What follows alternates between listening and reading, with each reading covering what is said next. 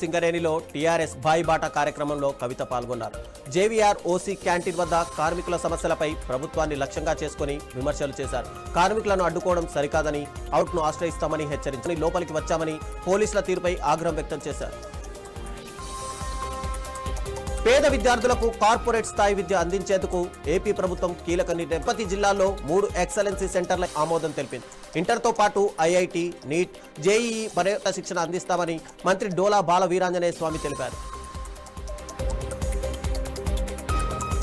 56వ division పేటలో railway స్థలాల్లో నివసిస్తున్న ముగింపుపై ఫైనల్ నోటీసులు జారీ చేశారు. స్థానికులు నిరసనకు దిగుతూ తమ నివాసాలను తొలగించకుండా కేంద్ర, రాష్ట్ర ప్రభుత్వాలు జోక్యం చేసుకుని పట్టాలు మంజూరు చేయాలని డిమాండ్ చేశారు.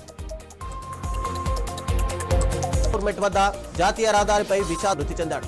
ప్రమాదం అనంతరం లారీని వదిలేసి డ్రైవర్ పరారవగా పోలీసులు కేసు నమోదు చేసి దర్యాప్తు చేపట్టారు. భద్రాద్రి కొత్తగూడెం జిల్లా దమ్మపేటలోని రెవెన్యూ వ్యవస్థలోని అక్రమాలు వెలుగులోకి వచ్చాయి. బతికే ఉన్న ఓ వృద్ధ రైతును రికార్డులో మృతుడిగా నమోదు చేసి నకిలీ ధృవీకరణ పత్రాల ఆధారంగా 5 ఎకరాల అసైన్ భూమిని అక్రమంగా బదలాయించినట్టు ఆరోపణలు వినిపిస్తున్నాయి. ఈ ఘటనలో రెవెన్యూ శాఖకు సంబంధించిన పత్రపై కూడా అనుమానాలు వ్యక్తమవుతున్నాయి. నంద్యాల జిల్లా కోవెలకుంట్లలో ఘటన కలకలం రేపింది. గోవర్ధన్ అనే యువకుడు ప్రేమిస్తున్నానంటూ నమ్మించి గర్భవతి చేశాడని యువతి ఆరోపించింది. బాధితురాలి ఫిర్యాదు మేరకు పుట్టారు.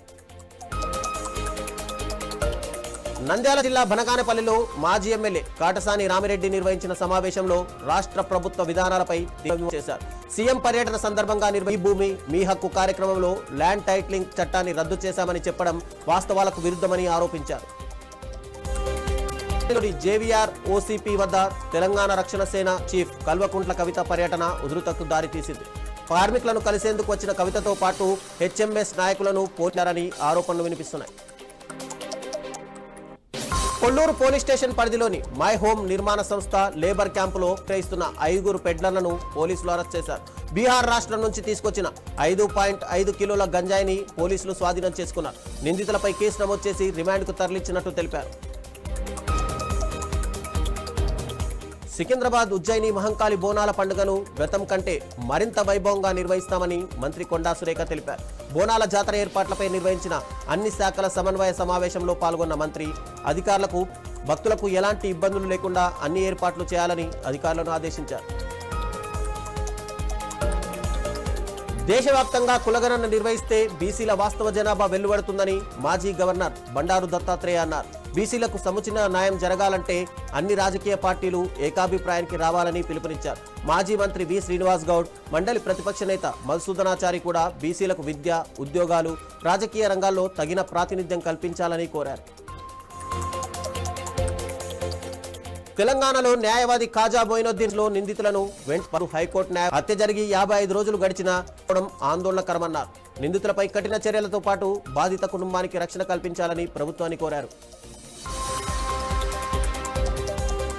అత్తాపూర్ పోలీస్ స్టేషన్ పరిధిలో బస్సులో ప్రయాణికుల దృష్టి మళ్లించి బంగారు గొలుసులు దొంగలిస్తున్న అంతర్జిల్లా ముఠాను పోలీసులు ఛేదించారు. ఈ కేసులో ఒక పాత నేరస్తుడిని అరెస్ట్ చేసి సుమారు 30 గ్రాముల బరువున్న 4 బంగారు గొలుసులను స్వాధీనం చేసుకున్నారు. మరో 3 నిందితులు పరారీలో ఉండగా వారి కోసం గాలింపు కొనసాగుతోంది. హైదరాబాద్లోని కింగ్ కోటిలోని కామినేని ఆసుపత్రిలో మోకాలి శస్త్రచికిత్స అనంతరం 60 ఏళ్ల మహిళ మృతి చెందిన ఘటన కలకలం రేపింది. దిల్సుఖ్ నగర్కు చెందిన సీతమ్మకు 2 మోకాళ్లకు కీ రీప్లేస్మెంట్ శస్త్రచికిత్స నిర్వహించినట్లు కుటుంబ సభ్యులు తెలిపారు. ఒకే కాలుకు పలుమార్లు ఆపరేషన్లు చేయాల్సి వచ్చిందని, దీంతోనే తమ తల్లి మృతి చెందిందని వారు ఆరోపిస్తున్నారు. ఉత్తరాదిలో నాసిరకం పనుల కారణంగా రోడ్లు దెబ్బతింటున్న ఘటనలు ఇటీవల పెరిగిపోతున్నాయి. కొన్ని చోట్ల ప్రారంభానికి ముందే రోడ్లు కుంగిపోతున్నాయి. తాజాగా ఉత్తరప్రదేశ్, ఉత్తరాఖండ్లను కలిపే మీరట్ హరిద్వార్ నేషనల్ హైవే నిర్మాణం పూర్తి కాకముందే చిన్న వర్షానికే ఒకవైపు సేఫ్టీ వాల్ మొత్తం కూలిపోయింది. పోలవరం ప్రాజెక్టు దిగువన ఉన్న పట్టిసీమ మోటార్ల ద్వారా పంప్ చేసిన గోదావరి జలాలు ఈ రోజు ఉదయానికి కృష్ణానదికి చేరుకుంటాయని ప్రభుత్వం తెలిపింది. 20 మోటార్ల ద్వారా రోజుకు 7,000 క్యూసెక్కుల నీటిని తరలిస్తున్నారు. ఇప్పటి వరకు 1.33 టీఎంసీల జలాలను పోలవరం కుడి కాలువకు మళ్లించారు. అక్రమంగా తరలిస్తున్న 28 టన్నుల రేషన్ బియ్యాన్ని టాస్క్ ఫోర్స్ పోలీసులు పట్టుకున్నారు. హైదరాబాద్ నుంచి ఉత్తరప్రదేశ్కు తరలిస్తున్న అంతర్రాష్ట్ర రేషన్ బియ్యం అక్రమ రవాణా ముఠా గుట్టును పోలీసులు రట్టు చేశారు. పస్పూర్ నుంచి జాతీయ రహదారిపై దాడి చేసి బియ్యం లోడు ఉన్న లారీని స్వాధీనం చేసుకున్నారు. లారీని నస్పూర్ పోలీసులకు అప్పగించి కేసు నమోదు చేసి దర్యాప్తు చేపట్టారు. తిరుమల అలిపిరి నడక మార్గంలో మరోసారి చిరుత సంచారం కలకలం రేపింది. గాలిగోపురం దాటిన తర్వాత నడకదారిలో చిరుత కనిపించడంతో భక్తులు భయంతో పరుగులు తీశారు. భక్తుల అరుపులు, రద్దీ కారణంగా చిరుత సమీప అటవీ ప్రాంతంలోకి వెళ్లినట్టు దిట్టం చేస్తున్నారు. షాబాద్లో రాజ్ కుమార్ రాత్రి 11 గంటల నుంచి 1 గంట వరకు వరుస హత్యలకు పాల్పడినట్లు పోలీసులు వెల్లడించారు. నిందితుడు తొలుత బాలిక ఇంటికి వెళ్లి ఆమె తల్లి, అమ్మమ్మలను హతమార్చాడు. అనంతరం బాలికను 3 కిలోమీటర్ల దూరం తీసుకెళ్లి చంపేశాడు. ఆ తర్వాత సొంతింటికి వచ్చి భార్య సరిత, 2 చిన్నారులను కడతీర్చాడు. అనంతరం తల్లిదండ్రులకు ఫోన్ చేసి సమాచారం ఇచ్చి పరారయ్యాడు. బహామాస్లో స్వాతంత్ర దినోత్సవ వేళ ఘోర విషాదం చోటు చేసుకుంది. 10 మందితో ప్రయాణిస్తున్న చిన్న విమానం సముద్రంలో కూలిపోవడంతో అందులోని వారంతా మృతి చెందారు.